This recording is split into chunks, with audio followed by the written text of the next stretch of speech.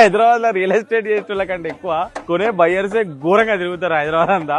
ఏం తిరుగుతారా అయ్యా, గిర్రా గిర్రా గల్లీ గల్లీ తిరుగుతారు. ఒక క్లయింట్ ఫోన్ చేసి 2:15 కి ఫోన్ చేసిండు, నేను లంచ్ కు పోవాలి 2:15 అవుతుంది అని చెప్తే 10 minutes లో వస్తున్నా అన్నారు.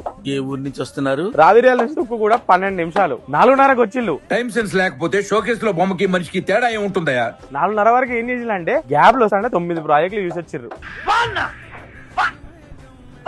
అరే గింత ఆపచ్చనైందా అయ్యా మీకు, గిన్ని ప్రాజెక్టులు ఎందుకు చూస్తున్నారు? ఇట్లాంటి వాళ్ళు ఎట్లుంటారంటే 2-3 సంవత్సరాలు తిరిగి తిరిగి తిరిగి తిరిగి తిరిగి ఓ రోజు ఇంట్లో కూర్చొని చాయ్ కప్పులు ముందు పెట్టుకొని, అరే మనము 2023లో ఒక విల్లా చూసినాం గుర్తుందా, ఆ విల్లా మనం చూసినప్పుడు ఇద్దరం పోయినప్పుడు 1,20,00,000 చెప్పిండు, ఇప్పుడు పోతేనేమో 3 కోట్లు చెప్తుండు, ఆ ఇంట్లో వాడికి ఇంటికన్నా పైసలు తీసుకుంటున్నా అండి. అంటే అందరికి కూడా వర్కౌట్ కావాలి కదా, నువ్వు చూసినప్పుడే కొనుక్కోవాలి కదా.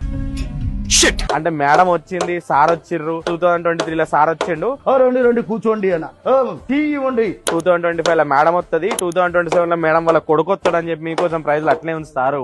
తిరిగి తిరిగి ఆగం కాకుర్రి, ఏదో ప్రాజెక్ట్ మంచిగా చూసుకొని మీ రిక్వైర్మెంట్ మంచిగా పెన్ను పేపర్ తీసుకొని నోట్ డౌన్ చేసుకోర్రి. ఎంత బడ్జెట్ ఉంది, ఎంతలో చూడాలి, ఎన్ని బెడ్రూమ్లు కావాలి, ఎట్లా వాస్తు ఉండాలి, ఏం కావాలి, లోన్ ఎంత పెట్టుకోవాలి, ఈఎంఐ ఎంత ఉండాలి, కనెక్టివిటీ ఎంత ఉండాలి, అన్ని పేపర్లో రాసుకోర్రి. ఒక 3 ప్రాజెక్టులకు రౌండ్ అప్ చేసుకోర్రి. ఆ రౌండ్ అప్ చేసుకున్న ప్రాబ్లం ఒకటి ఫైనలైజ్ చేసుకోర్రి. ఈ గిరగిర తిరిగి డీజిల్ పైసలు వేస్తూ మీ ముఖాలు కూడా ఖరాబ్ అవుతాయి.